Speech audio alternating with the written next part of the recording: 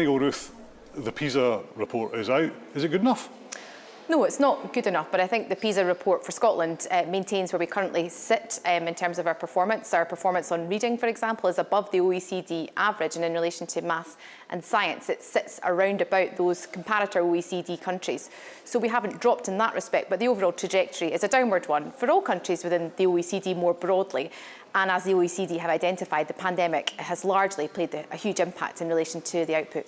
They also say that that's pretty much the same for every country. You can't really use that as a reason or an excuse. But you accept that this isn't good enough.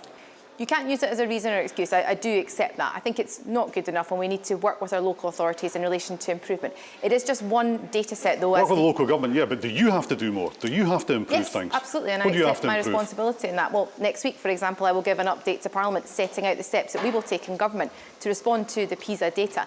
And that doesn't just look at Pisa, we will also look at a wider suite of evidence, including the ASIL data, which looks at teacher judgment, which is really important, and a range of other evidence, for example, attendance. We know there have been real challenges since the pandemic in relation to attendance more broadly. If it's not good enough, do your parents, do your pupils an apology? Well, I think we want to work with our parents and our young people, but I think the impacts of the pandemic cannot be underestimated in relation to our education system. You've just said you weren't going to use that as an excuse or a reason, so do you owe them an apology? In terms of our outputs, in terms of their performance, I don't think it's as clear-cut as that, but I absolutely accept my responsibility as Education Secretary to drive the improvements, working with our parents, I should say, to support those improvements. Do you think Scotland is failing at the moment in terms of education, according to these Pisa reports? I don't accept that critique, and if you look at the exam results, of course, from earlier this year, we've seen a really vast improvement in relation to the narrowing of the poverty-related attainment gap, with improvements since 2019, the last time the full qualifications were sat, compared to 2023. But I absolutely accept the need for improvement. Last week, I gave an update to Parliament in relation to some of the challenges we face in our schools in terms of behaviour. There are wider impacts that are all playing into this. The pandemic is part of it, but I also think other external factors, such as the cost of living crisis, are starting to bite in our classrooms, and that is having an impact in relation to the outputs from our young people. But these are the worst ever Pisa reports and findings for Scotland. These are very challenging, but Scotland's performance... They're the worst ever. They're not just challenging, they're the worst ever. Scotland's performance in PISA mirrors those of similar countries, and it's important to say that. And but comparing Scotland past and previous with now, this is worse. It's got worse. Yes, but Scotland's downward trajectory in that respect mirrors those of similar countries within the OECD, so we're not alone in that respect. Does that excuse it then? No, it doesn't excuse it, but there are a range of different things we need to look at within the mix. The other factor, of course, is the curriculum. One of the reasons we're taking forward an ambitious programme of curriculum reform, particularly in relation to our qualifications, is to ensure that our qualifications in the future deliver the skills and the necessary knowledge that our young people need when they leave school. And I think that will be key to driving some of the improvements we need to see in PISA. But given that the 2022 results are worse than the 2018 results, are worse than previous results, it's not working so far, is it?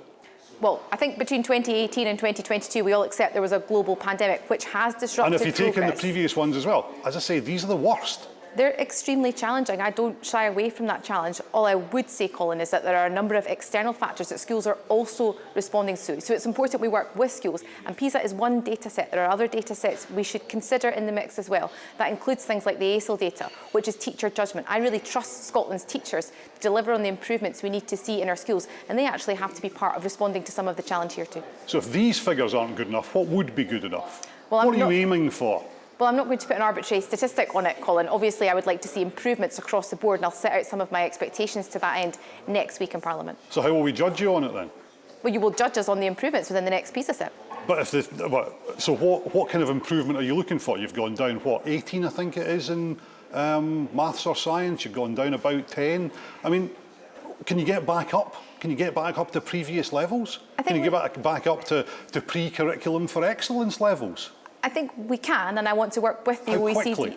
I think we can. I want to work with the OECD on that point. I met with them a number of weeks ago, and I intend to meet with them early in the new year to identify some of the improvements we need to support within the system. But this isn't just about PISA. The teachers' unions say they need more teachers to deliver that. Yes, but the teachers' union also said that this is just one data set, and we need to look at in the round at a number of other factors. And I absolutely support the EIS in that regard.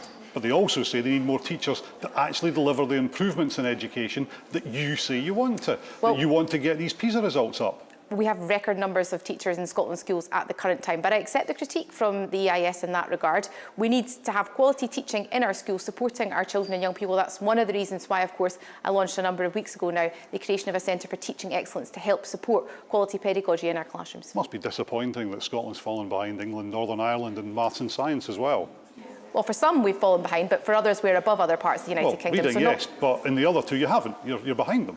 Yes, but let's look at this in the round. We are still similar in terms of our comparison with Northern Ireland and Wales on a number of different measures. So let's not pretend that Scotland is an outlier here. Scotland behind England. Scotland within the OECD is actually, in terms of our performance, sitting marginally where we were roughly in 2018, with the exception, I suppose, being in terms of reading. Although your grades have fallen. Well, it's not. I think the OECD would actually pick you up on that, Colin. We need to be a bit careful in relation to our statistical comparisons here because, of course, the Pisa results is based on survey, so you can't replicate those across the piece. So we need to be quite careful about drawing comparisons between the United Kingdom. But, of course, I accept the challenge here and I accept that Scotland is not where we should be in terms of our performance.